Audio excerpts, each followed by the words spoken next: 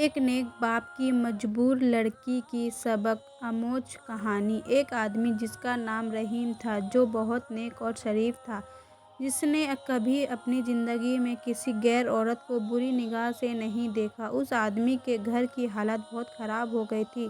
نوبت یہاں تک پہنچ گئی کہ گھر میں فاقے ہو گئے۔ اس آدمی کی ایک جوان بیٹی تھی۔ جب فاقے حد سے بڑھ گئے تو وہ لڑکی اپنے چھوٹے بہن بھائی کی حالت دیکھ کر بہت پریشان ہونے لگی۔ اس کے دماغ میں ایک طرح طرح کے سوال اٹھنے لگے۔ اس نے سوچا کہ کیوں نہ میں گھر سے نکل کر کسی کام کی تلاش کروں جس میں اپنے گھر والوں کا پیٹ بھر سکوں۔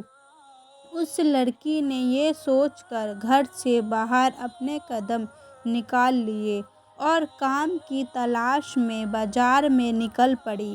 کبھی کسی کے گھر میں کام مانگنے گئی تو کبھی کسی کی دکان میں، مگر کسی نے اسے کام نہیں دیا۔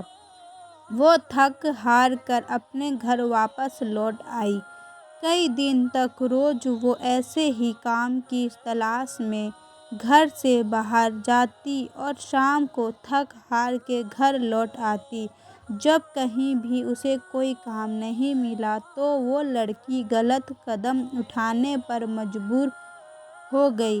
دل میں ارادہ کر کے گھر سے نکلی کہ آج میں اپنی شریر بیچوں گی اور کچھ کھانا خریدوں گی۔ وہ لڑکی گھر سے بازار جا پہنچی۔ جسم بیچنے لڑکی وہاں گئی اور لوگوں کو اپنی طرف آکرشت کرنا شروع کر دیا۔ وہ لوگوں کو اپنی طرف آکرشت کرنے کی کوشش کرتی رہی، لیکن کسی نے بھی اس پر دھیان نہیں دیا۔ دھیان تو دور، کسی نے اس کی اور نگاہ تک اٹھا کر نہیں دیکھا۔ لوگ آتے اور اس کی اور نظر اٹھائے بنا نکل جاتے۔ اسی طرح کھڑے کھڑے لڑکی کو شام ہو گئی۔ وہ پریشان ہو کر گھر کی اور قدم بڑھانے لگی۔ جب گھر میں پہنچی تو اپنے والد کو پریشانی میں دیکھ دروازے پر باپ نے بیٹی کو دیکھا اور پوچھا، بیٹی کہاں گئی تھی؟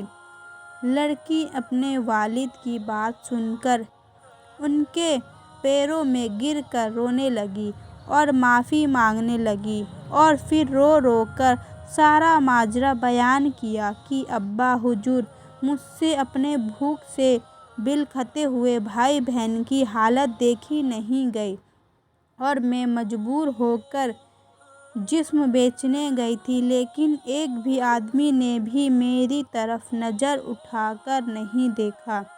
پوری بات سننے کے بعد باپ نے اپنی بیٹی سے کہا کہ بیٹا، تمہارے بابا نے آج تک کبھی کسی اور عورت کو آنکھ اٹھا کر نہیں دیکھا، تو یہاں کیسے ہو سکتا ہے کہ کوئی تمہیں نظر اٹھا کر دیکھتا ہے؟ سبق: اس لیے اپنی گندی نگاہ کسی عورت پر مت ڈالو، کیونکہ نظر گرم بھی ہوتا ہے۔ جیسا بوؤگے کل ویسا ہی پاؤگے۔ آج آپ اپنے آپ کو خبردار کرو گے تو کل تمہاری اولاد بھی محفوظ رہے گی۔